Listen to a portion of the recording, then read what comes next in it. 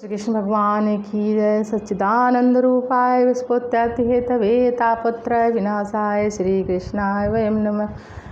सच्चिद कृष्णाय वासुदेवाय हरिये परमात्मने प्रणतक्लेशनाशाय गोविंदाय नमोस्तुते।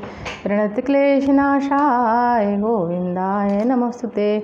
वसुदेवं सुतं देवं कंसचारूढमर्दनं देवकी परमानन्दं कृष्णं वन्दे जगद्गुरुं। कृष्णं वन्दे जगद्गुरुं। कृष्णं वन्दे जगद्गुरुं। कृष्णाय वासुदेवाय हरे परमात्मने प्रणतक्लेशनाशाय गोविंदाय नमोस्तुते। गोविंदाय नमोस्तुते। बोलो श्री कृष्ण भगवान की जय। बोलो पुरुषोत्तम भगवान की जय। पहला अध्याय। धृतराष्ट्र कहने लगा सुन संजय, श्रीमान कुरुक्षेत्र की भूमि में क्या कुछ हो तो सुजान पांडुसुत मेरे युद्ध के हेतु वीर योद्धा के प्रेरे दुर्भिक्षक चोर शोध कर गए। व्यास प्रदान धर्म क्षेत्र का भूमि को बेजर कुरु खान। बोलो श्यावर रामचंद्र की जय। पहला अध्याय। अर्जुन विषाद योग। बोलो पुरुषोत्तम भगवान की जय। भगवान श्री कृष्ण के समझाने पर भी जब दुर्योधन पांडव को 1 इंच भी भूमि देने तैयार न हुआ, तब महाभारत के युद्ध आवश्यक हो गया। कौरव और पांडव की सेना युद्ध के कुरुक्षेत्र मैदान में आमने सामने आ डटी। उस समय दुर्योधन के पिता महाराज धृतराष्ट्र के मन में युद्ध देखने की इच्छा जागृत हुई और उन्होंने वेदव्यास जी से कहा, ऋषि वर मैं युद्ध भूमि में जाकर युद्ध का कौतुक देखना चाहता हूँ। इस महर्षि वेदव्यास ने महाराज धृतराष्ट्र को नम्रतापूर्वक समझाते हुए कहा, हे राजन, आप नेत्रहीन होने के कारण युद्ध देखने में असमर्थ हैं, अतः वहां जाकर आप किसी प्रकार का भी लाभ नहीं उठा पाएंगे। मुनिवर, यह सत्य है कि मैं जन्मजात नेत्र हूँ, लेकिन मुझे श्रवण शक्ति तो है। भले ही मैं युद्ध नहीं देख पाऊंगा, लेकिन सुन तो सकूंगा। धृतराष्ट्र ने कहा। तब महर्षि वेदव्यास जी बोले, हे राजन, युद्ध भूमि में आपको जाने की कोई आवश्यकता नहीं है। आप चाहे तो महल बैठकर युद्ध का संपूर्ण वृत्तांत जान सकते हैं। आपका सारथी शिष्य संजय यहाँ बैठे बैठे आपको युद्ध का विवरण विस्तार रूप से सुनाता रहेगा। महर्षि वेदव्यास के सुनकर संजय विस्मित होकर उनके सन्मुख को जाकर श्रद्धा से नतमस्तक हो निवेदन करने लगा। हे मुनिवर, यह है कैसे संभव है? महाभारत के युद्ध कुरुक्षेत्र में होगा, जबकि मैं हस्तिनापुर में महाराज की सेवा में रहूंगा। भगवान, आपके आदेश का पालन करना मेरे लिए कैसे संभव होगा? कृपया कर इस आदेश का पालन की संभव कृपा सेवक पर दया करके कोई उचित उपाय बताइए। संजय के बार बार अनुमोदन करने पर वेदव्यास जी बोले, बस तुम चिंतित मत हो, मैं दिव्य दृष्टि धारण करता हूँ। मेरी कृपा से अपनी दिव्य दृष्टि के प्रभाव से तुम हस्तिनापुर में बैठे बैठे ही कुरुक्षेत्र का संपूर्ण युद्ध देख सकोगे और महाराज के समक्ष विस्तार से उसका वर्णन कर सकोगे। बोलो श्री कृष्ण भगवान की जय। महर्षि वेदव्यास के वरदान से संजय दिव्य दृष्टिवान हो गया। फिर वह पलक झपकते ही वेदव्यास आंखों से ओझल हो गए। कुरुक्षेत्र के मैदान में 7 अक्षौणी सेना पांडव की और 11 अक्षौणी सेना कौरव की आमने सामने डटी। महाराज धृतराष्ट्र संजय से पूछा, हे संजय, कुरुक्षेत्र की युद्ध भूमि में कौरव पांडव की क्या स्थिति है? मुझे विस्तार से बताओ। संजय ने महर्षि वेदव्यास के वरदान से मेरी दिव्य दृष्टि और कुरुक्षेत्र की और चेहरा घुमाकर कहा, हे राजन, आपके पुत्र दुर्योधन पांडव की 7 अक्षौणी सेना पारदृष्टि के द्रोणाचार्य के पास गए और गुरु संबोधित करते हुए कह रहे हैं कि हे गुरुदेव, आप पांडव की विशाल सेना पर दृष्टि डालिए और यह देखिए क्या विशाल सेना की भी रचना आपके बुद्धिमान शिष्य द्रुपद पुत्र धृष्टद्युम्न ने की है। उसके साथ साथ पांडु सेना में बड़े बड़े वीर योद्धा हैं। हे आचार्य, मैं आपको इस सेना में उपस्थित कर हर युद्ध के विषय में बता देना चाहता हूँ। सर्वप्रथम तो कुशल धनुर्धर और शूरवीर अर्जुन है। उसके अलावा युद्ध की हर कला में पारंगत बलशाली भीम, राजा युयुधान, महर्षि राजा द्रुपद, राजा विराट, चेकितान, महाप्रकृति दृष्टितु, बलशाली काशी नरेश, कुंती भोज, पुरजित, विक्रांत, नरश्रेष्ठ, सेव्य, युद्धामन्यु, महावीर, उत्तम मौजा, द्रौपदी के 5 पुत्र तथा अभिमन्यु आदि सब युद्ध के लिए तैयार हैं। यह सभी एक से एक बढ़कर महारथी युद्ध कला में प्रवीण है। गुरुवर, आपकी सेना और हमारी सेना में आपके अलावा भीष्म, आपके अलावा भीष्म पितामह है मेरे लिए आप अपने प्राण न्यौछावर कर देने वाला मेरा परम प्रिय मित्र कर्ण है। युद्ध विजेता कृपाचारी महाबलशाली अश्वत्थामा जो तरह तरह के अस्त्र शस्त्र धारण किए हुए हैं विकर्ण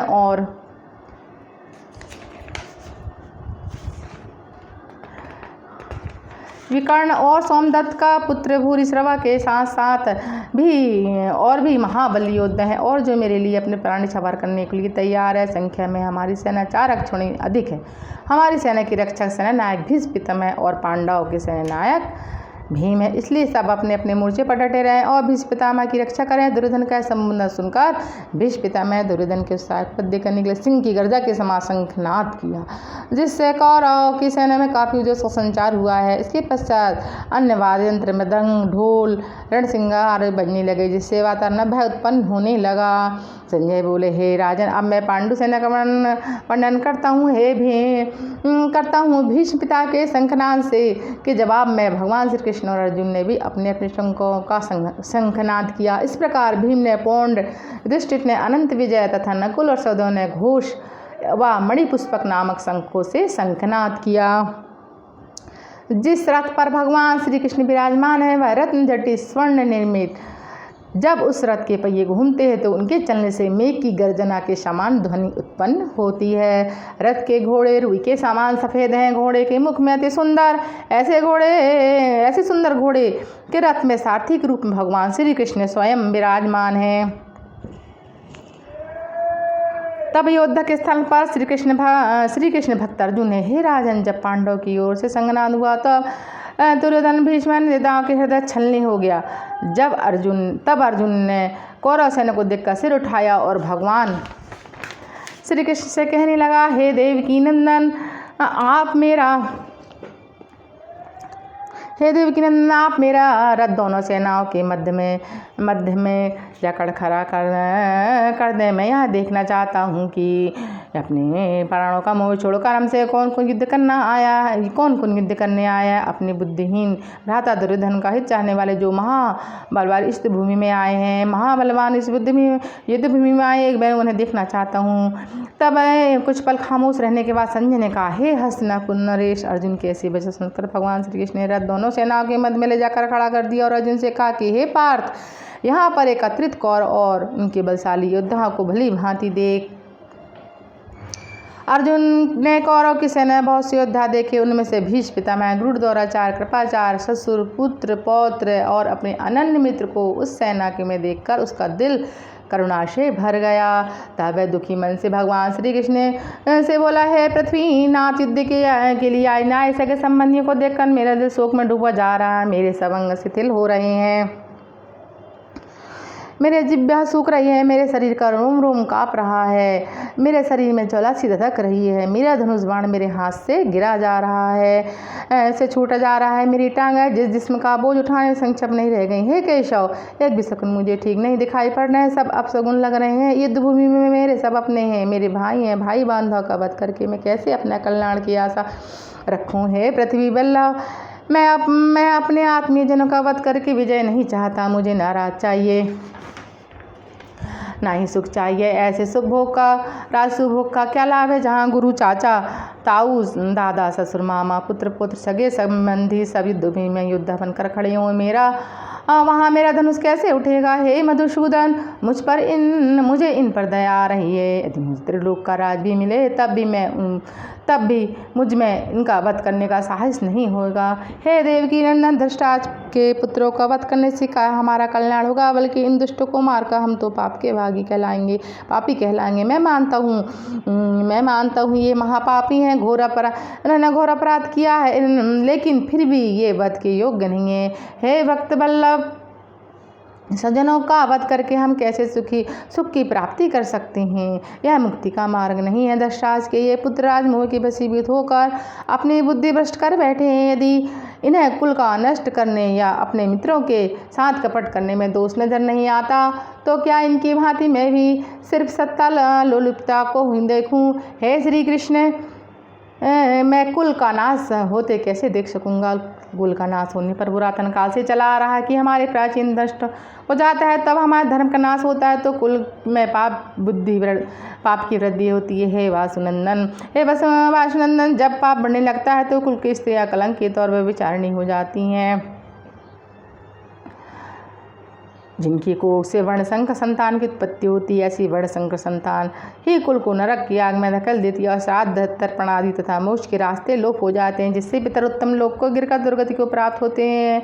इसलिए हे श्री कृष्ण, जिसके द्वारा कुल का नाश हुआ हो, कुल का नाश कारण बना है, जिसके सिर पर पूरे कुल का पाप आ जाते हैं, वैसे ही यह कुल नाशक सदैव नरक में भुगता है और अन्य शास्त्रों का ही सार है। अर्जुन पश्चाताप की धधकती ज्वाला में जलकने लगा और दुखी मन से कहने लगा, देखो भाइयों, राज्य सुख के प्रबल में मैं अपने ही कुल का नाश करने जा रहा था। नहीं, अब मैं शस्त्र नहीं उठाऊंगा, शस्त्रहीन होकर धृतराष्ट्र के पुत्रों के सामने नहीं जाऊंगा। ऐसा उनके हाथों में शस्त्र होंगे, मैं निहत्या उनके सम्मुख खड़ा रहूंगा। यदि शस्त्रहीन देखकर वे मुझे मार भी देंगे तो भी इसमें मेरा ही कल्याण होगा। अर्जुन के ऐसे अर्जुन के द्वारा शस्त्र रखने पर संजय ने फिर कहा, हे राजन। अर्जुन ने शोक विहल होकर अपने शस्त्र ताक दिए और लगभग अचेत होकर बैठ गया। बोलो श्री कृष्ण भगवान की जय। पहले अध्याय का महात्म्य। एक दिन कैलाश पर शिव से पार्वती जी ने पूछा, हे देवाधिदेव, आपके अंदर सा कौन सा ज्ञान का स्रोत छुपा है? हे देवाधिदेव, आपके अंदर कौन सा ज्ञान स्रोत छुपा है जिसके बल पर आप गंगा आपके सिर पर विराजमान है? आप अपने शरीर पर विभूति रमाए हैं, वृक्षाला धारण किए हुए हैं और अपने गले में सर्प में मुंड की माला पहने हुए हैं। मुझे आप किसी भी हाल में पवित्र नहीं दिखाई देते, अतः आप मुझे इस ज्ञान से अवगत कराइए जिससे आप अंदर से पवित्र एवं पूजनीय हैं। पार्वती की बात सुनकर भगवान शंकर मुस्कुराए और बोले, हे देवी, यदि तुम मेरे अंदर का ज्ञान की बात जानना चाहती हो तो सुनो। जिस ज्ञान के बल से मैं पवित्र हूँ और जिसके बल से मुझे बाहरी कर्म भी कष्ट नहीं पहुँचाते, उसका रहस्य गीता का ज्ञान है। मैं उस ज्ञान का हृदय से ध्यान करता हूँ। पार्वती जी ने विस्मित होकर पूछा कि हे नाथ, जिस ज्ञान को इतना उत्तम बता रहे हैं, मैं विस्तार पूर्वक सुनना चाहती हूँ। उस पर भगवान शिव ने कहा, हे उमा, इस ज्ञान के द्वारा बहुत से जीव कृतार्थ हुए हैं और भविष्य में भी होते रहेंगे। मैं तुम्हें एक कथा सुनाता हूँ, तुम ध्यानपूर्वक सुनो। एक दिन विष्णु भगवान शेष नायक की साइया पर मुने आनंद में मग्न थे और लक्ष्मी जी के चरण दबा रही। तब उस समय लक्ष्मी जी ने पूछा, हे स्वामी, आप तो सृष्टि के पालनहार हैं। फिर भी आप प्राय निंद्रा में नहीं रहते हैं। आप तो स्वयं भगवान नारायण हैं। आपके नेत्र मुझे देखकर मुझे घोर आश्चर्य हो रहा है। इसका रहस्य क्या है?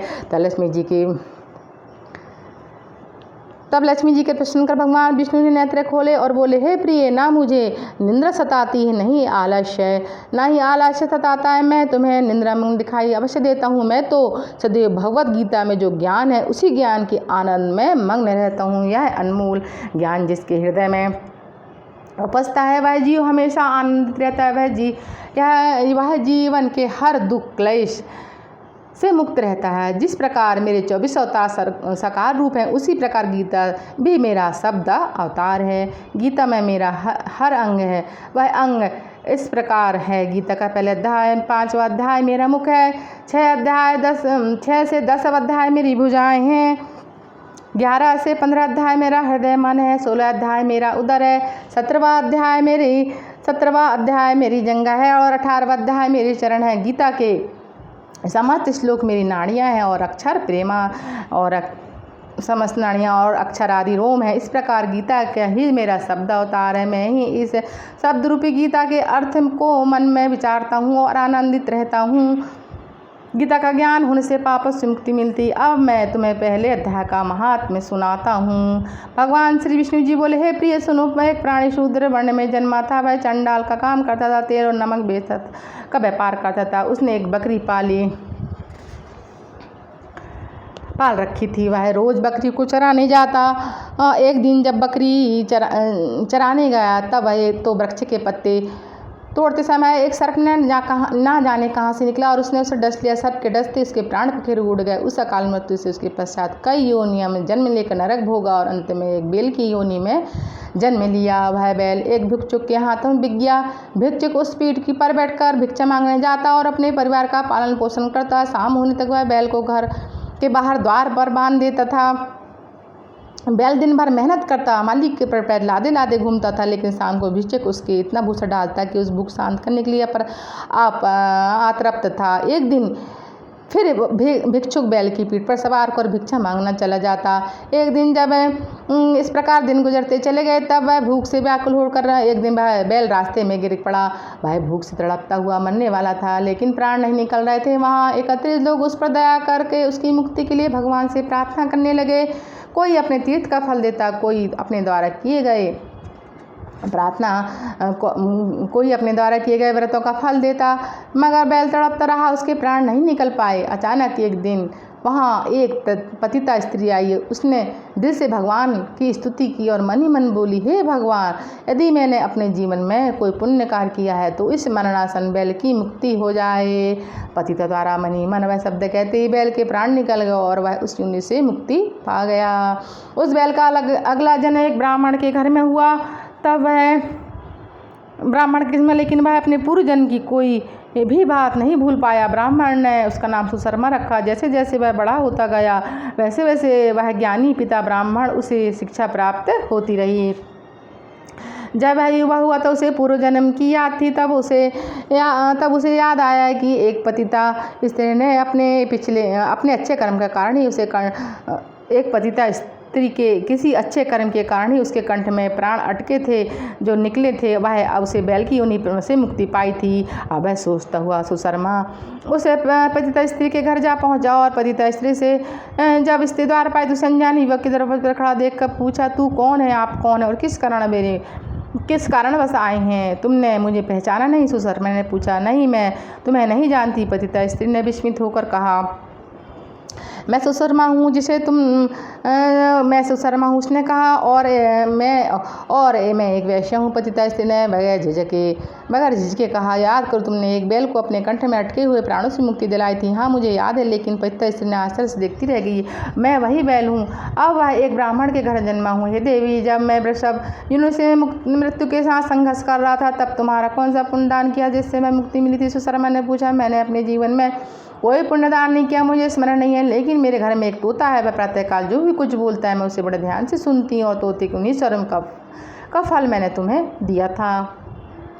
तोते की प्रातःकाल की वाणी का रहस्य जानने के लिए सुशर्मा और पतिता स्त्री दोनों तोते के पास गए। सुशर्मा ने देखा और सुख से पूछा, है शुक, तुम प्रातःकाल क्या बोलते हो? तो भी पिछले जन्म में एक ब्राह्मण पुत्र था। उस समय विगत जन्म की हर बात याद थी। उसने पिछले जन्म में पिता द्वारा कंठस्थ कराया गया गीता के प्रथम अध्याय के विषय में बताते हुए कहा कि मैं अपने आप को गीता के इस ज्ञान का प्रकांड पंडित समझने लगा और इसी गर्भ से बड़े बड़े विद्वान का अपमान तक कर देता था। एक दिन एक गीता पाठी ब्राह्मण ने मुझे शाप देते हुए कहा, तू आगामी जन्म में एक सुख की योनि प्राप्त करेगा। इसी कारण मैं तोते की योनि में आ पहुँचा हूँ। एक दिन मैं शिकारी के जाल में फंस गया और उसने एक ब्राह्मण के हाथों में भेज दिया। उस ब्राह्मण ने मेरी परवरिश बेटी की तरह किया। वह प्रतिदिन गीता के प्रथम अध्याय का पाठ श्रद्धा के साथ किया करता था। मुझे गीता का अध्याय पूर्व जन्म के कारण ही कंठस्थ था। ब्राह्मण के घर रहने से यह लाभ हुआ कि गीता का प्रथम अध्याय पूर्व जन्म से लेकर अब तक भूला नहीं हुआ। लेकिन दुर्भाग्यवश एक दिन ब्राह्मण के घर चोर आया। ब्राह्मण दयावान गरीब था, उसके घर में तो कुछ नहीं मिला। वह मुझे ही पिंजरे सहित उठा ले आया और उस पतिता वैश्य स्त्री के यहाँ छोड़ आया। यह पतिता उसकी प्रेयसी थी। उसी दिन से हर रोज प्रातःकाल में गीता के प्रथम अध्याय का पाठ करता हूँ और यह पतिता स्त्री इसका श्रवण करती है, जबकि इसे यह पता नहीं कि मैं क्या बोल रहा हूँ। गीता के प्रथम अध्याय के जो मात्र सुनने से ही इतना पुण्य मिलता है कि वह पुण्य तेरी बैल की योनि में अटकी हुई सांसों से मुक्ति प्रदान करने में सहायक हुआ और तुझे पुरुष योनि में जन्म मिला। इसके पश्चात पतिता स्त्री ब्राह्मण प्रतिदिन गीता के अध्याय का पाठ करने लगे। भगवान श्री नारायण ने कहा, हे लक्ष्मी, जो अनजाने में भी गीता के प्रथम अध्याय का श्रवण करता है उसे मुक्ति अवश्य मिलती है। इसका फल अमूल्य और है। यही पहले अध्याय का महात्म्य है। बोलो श्री कृष्ण भगवान की जय। श्री कृष्ण गोविंद हरे मुरारी, हे नाथ नारायण वासुदेवा, हे नाथ नारायण वासुदेव। कृष्णाय वासुदेवाय हरे परमात्मने प्रणत क्लेश नाशाय गोविंदाय नमोस्तुते। बोलो गीता माता की जय, बोलो श्री कृष्ण भगवान की जय। हर हर महादेव, बोलो पुरुषोत्तम भगवान की जय।